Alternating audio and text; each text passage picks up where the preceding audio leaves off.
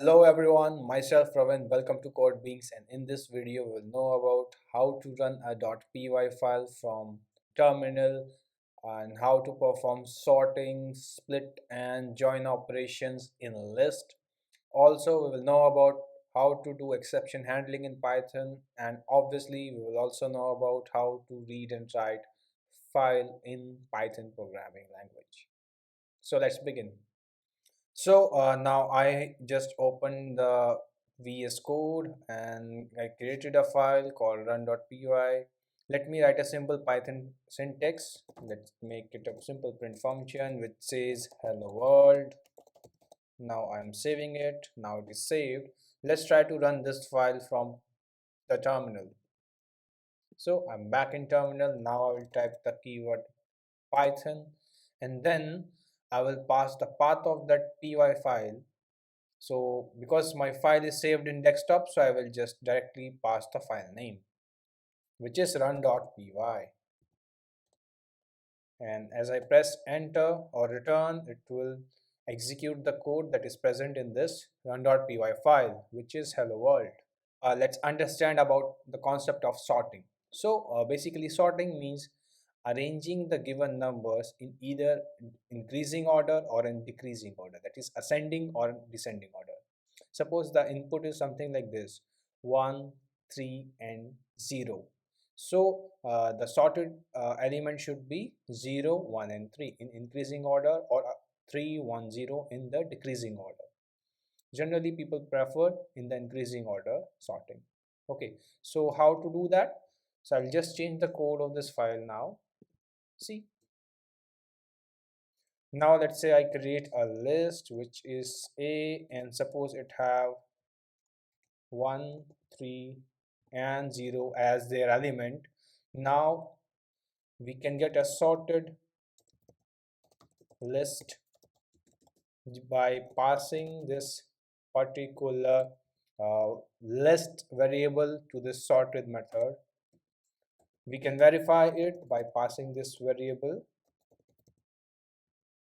to the print function. So let's now try to execute the code. Ideally it should return something like 0, 1 and 3, that is sorting in the increasing order. So let's check this out. We go back to the terminal. Now we'll run the code, and as you can see, now it is 0, 1 and 3. Now also suppose, let's say we want to sort it, but we want to sort it in the decreasing order.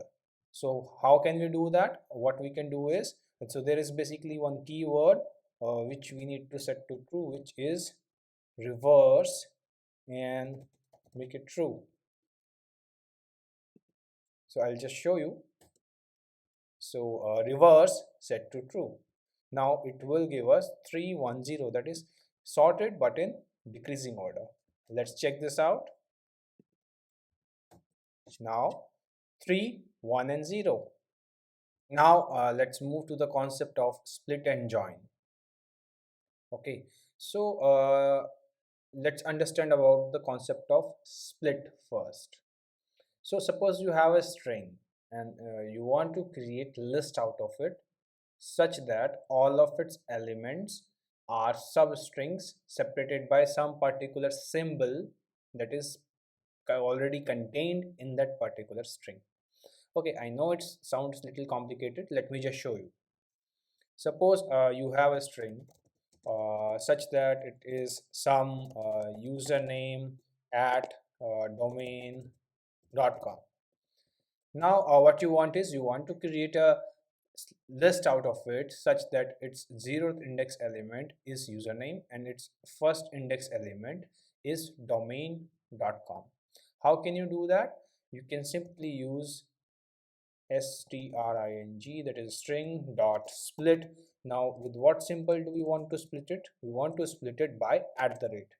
So if we press return now, it will create a list with two elements such that the both of the elements will be separated by this. Okay, so we can check it also. Result is equal to string dot split by some symbol. In this case it is @. Now we can check the type of result is a list. Okay, now suppose you have this list already and you want to reconstruct back this string. How can we do that? Well, in that case we will use something called join. So in case of join, we first need to provide the symbol by which we want to create a string out of a list, such that that symbol will get added in between all the elements. Okay, so let me show you. So how will we join? We will first provide the symbol, then we will say dot join, and then we will provide this particular list name, which is result in this case, and then it will provide us a particular string in which the elements of this particular list will be joined by a symbol to create back a string. Okay, so I think now split and join are also clear. So let's move on to the concept of exception handling, which is very important. So the idea of exception handling is this: whenever, let's say, we get some sort of error, so instead of our code just simply getting stopped executing, we want it to run some other portion of the code. Let me show you an example. So in programming languages, at least most of the modern programming languages, if we divide a number by 0, it throws some sort of an error. So in Python it is zero division error. Okay, so suppose we are having a variable a which is 100 divided by 0. So it will throw an error. Now suppose there is some other critical piece of line that needs to be executed irrespective if the above line it get executed completely or throws an error.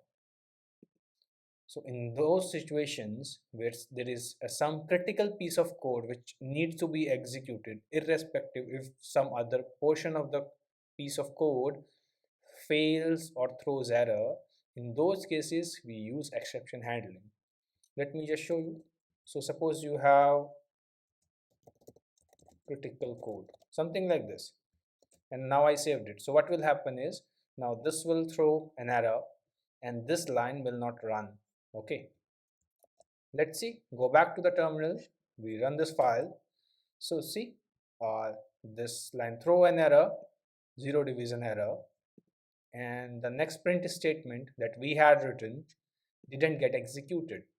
So in those cases we can use something called try except, or in Java we have a similar thing but with a slight different name, which is called try catch. Okay, so how to do that?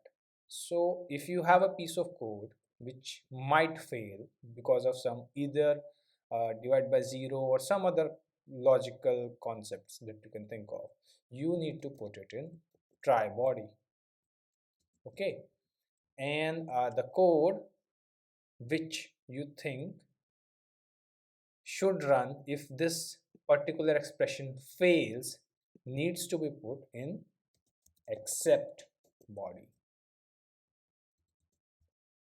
Okay, so here let's say I have written a is not divisible by 0. Okay, so let's now try to run this.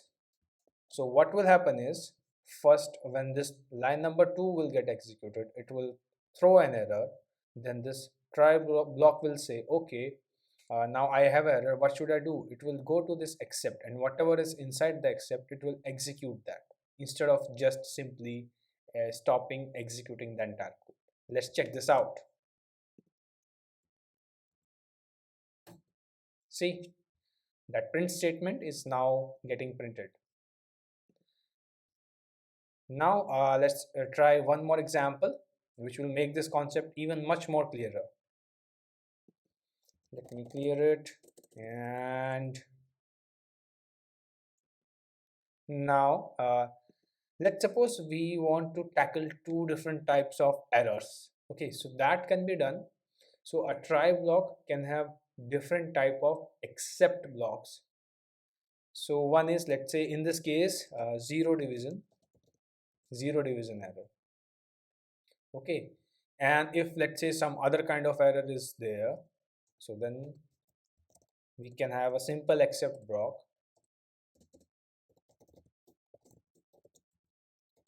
other type of error. So in this case, what will happen is, if the type of error is zero division error, so then only this except will run, except zero division error. And for all other type of errors, this except will get executed. Okay, so let's try this out, because this one is a zero division error, so obviously this line will get executed anyway, but let's just check it out. And this one will not get executed in this case. Let's see.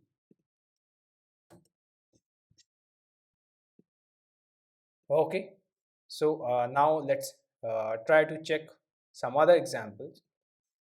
Suppose we have something like divided by b, because in this case we have not defined b variable, so it should ideally throw some other error other than this, and this particular print statement, that is other type of error is there, should get printed on the terminal. Let's see. As you can see, it is getting printed. So I think now the concept of try, except, or you can say exception handling is clear to you.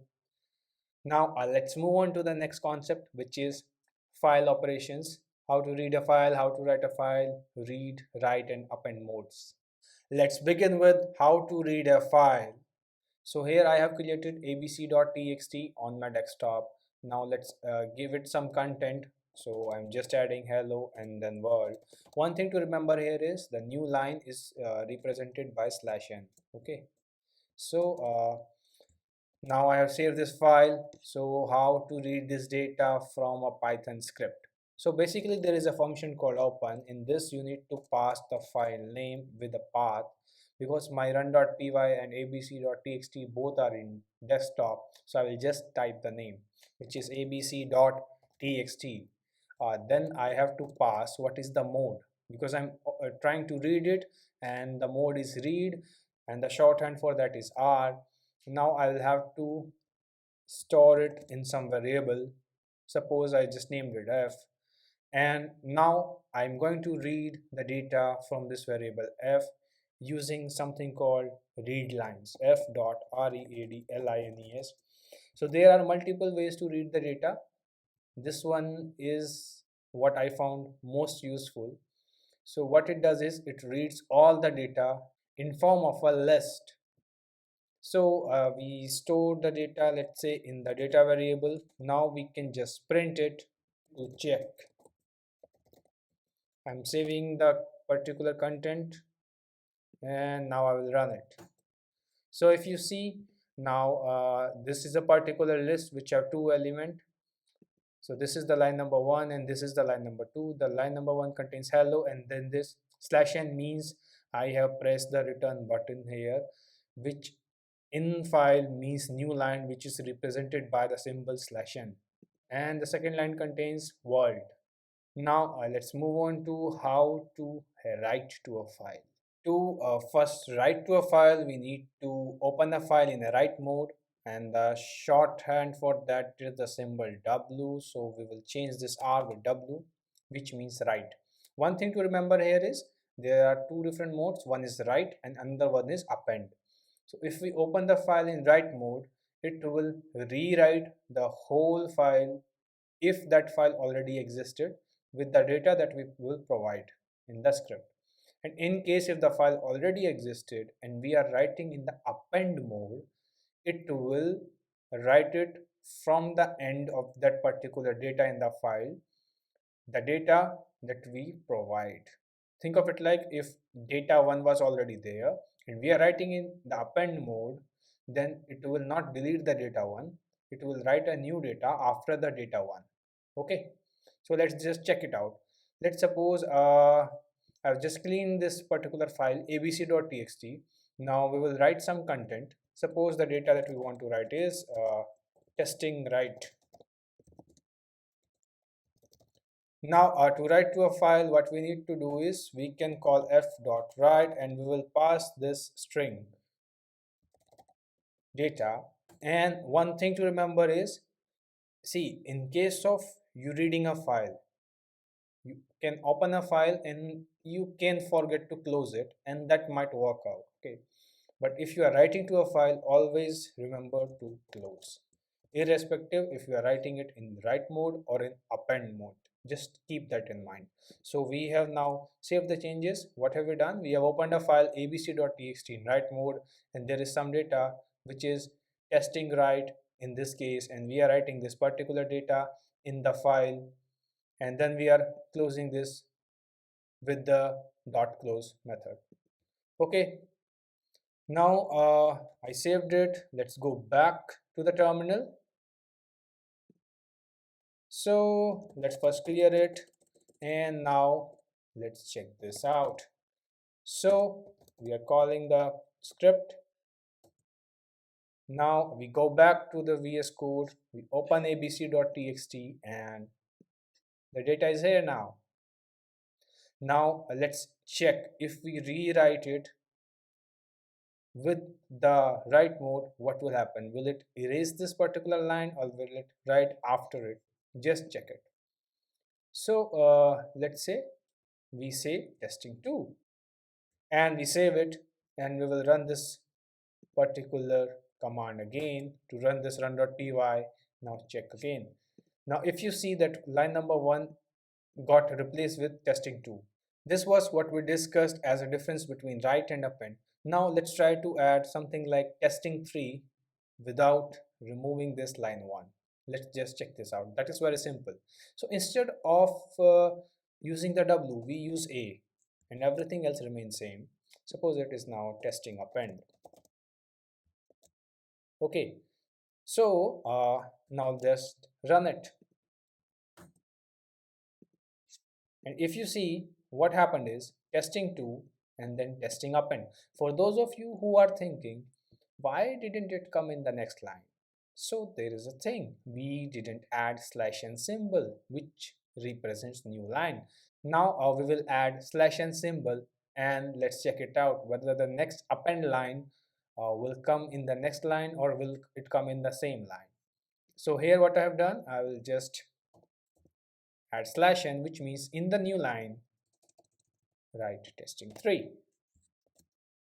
Okay, so let's check it out. We run it, we go back, and if you see, testing 3 is in the new line in the append mode. So now I think read, write and append mode is clear. And as we promised in this video, we discussed about how to run a code from a .py file, how to do sorting, join, split in a list, what is try catch, or you can say try except, or the best word is exception handling. Then we discussed about file operations. In the next video, we will discuss about some basics of object-oriented programming, which is a advanced concept which most of the programming languages have. Just a note, C language doesn't have it, C++, Java and Python does. So that will be probably the last video that I will make in this series. Till then, bye bye, take care.